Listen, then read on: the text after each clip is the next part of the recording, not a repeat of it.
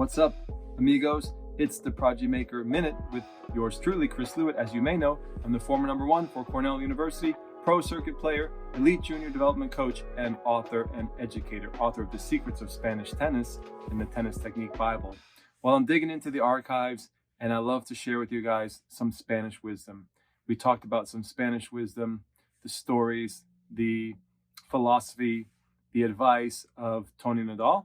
And today I have some wisdom from the great William Pato Álvarez, one of the grandfathers of Spanish tennis, one of the great leaders in Spanish tennis who helped create the Spanish Armada and the entire Spanish system as we know it. William Pato Álvarez, incredible coach, genius coach.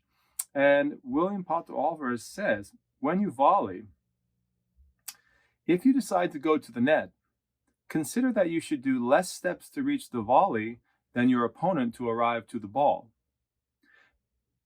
The first volley play deeper and with weight, and the others use angles and always ready for another shot.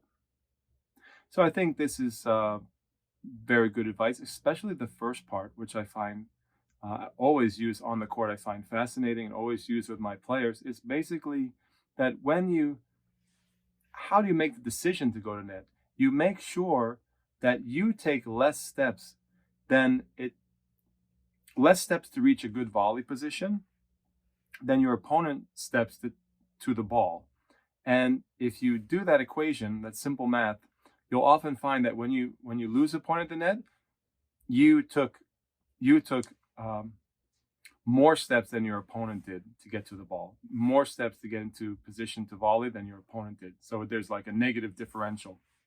I talk about that with my students a lot, and I think it's a really important way to think about decision making in terms of coming to the net. How many steps do you need to take to get to the net, and how many steps will your approach shot make the opponent take?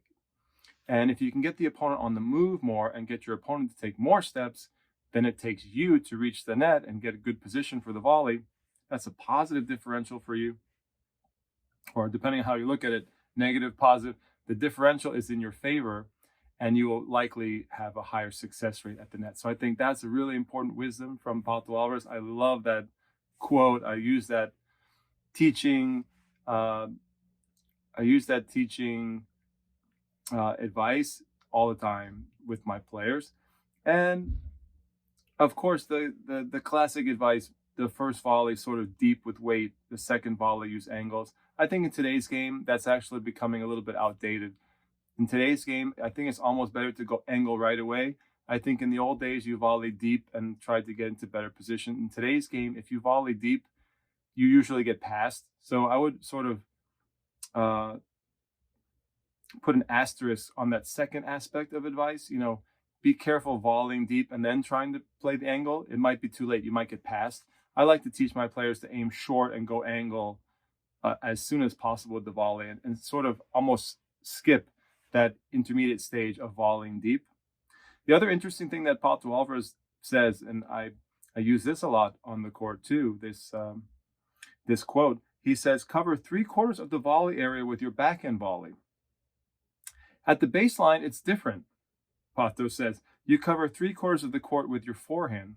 So I think this is like a fascinating dichotomy and relationship, inverse relationship in a sense that Pato Álvarez likes. And he's playing with the words here. He's playing with the ratios. He's saying at the net, you try to cover the net more with your backhand volley because biomechanically you are stronger in this movement. So balls that come to your body, you move around them and use your backhand volley, as opposed to the other way where you can get jammed more easily and you're not as strong.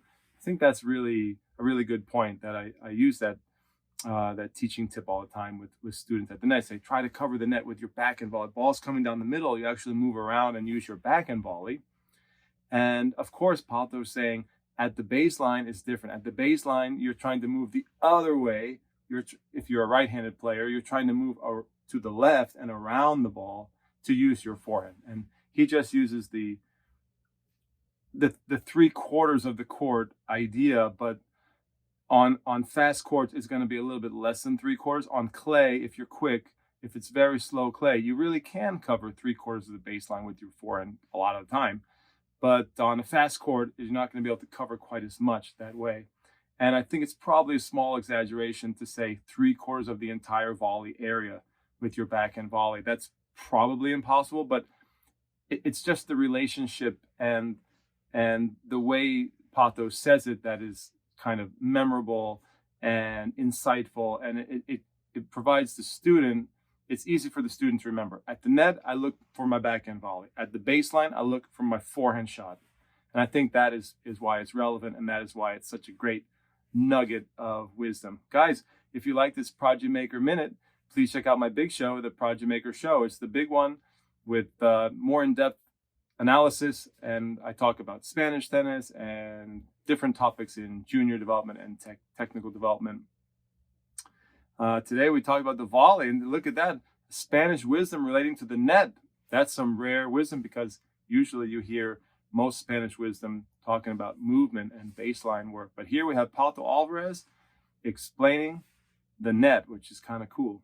Guys, I'll see you on the next program. Thanks, and please consider subscribing. We are trying to grow this channel, and I'm very excited to say that we have a steady growth, and we're going to surpass 3,000 subs. I'm very excited, and please join us on this journey, trying to get to 10,000, double digits, 10,000 subs in the next couple years. No timeline for that specifically, but we're going to try to do it. Thank you, guys.